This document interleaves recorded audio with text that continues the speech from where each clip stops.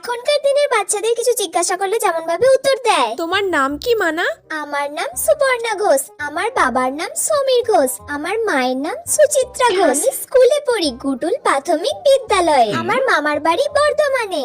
আমি ড্রয়িং, নাচের ক্লাস, গানের ক্লাস, আঁকা, আবৃত্তি সব শিখি।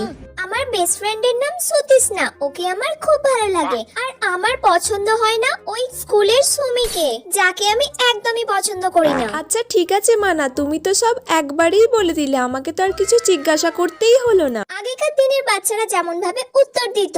কি মানা, তোমার নামটা কি বলো? কি রে, কাকিমা তোর নামটা জিজ্ঞাসা করছে, তুই তোর নামটা বলতে পারছিস না? বল কাকিমাকে নামটা।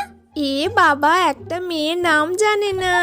আসলে কি বলুন তো, ও না একটু লোক দেখলে বেশি লজ্জা পেয়ে যায়, সেই জন্য কিছু বলতেই পারে না। আসলে আমার মেয়েটা না খুব লাজুকে। আরে পালাচ্ছ কেন? দাঁড়াও।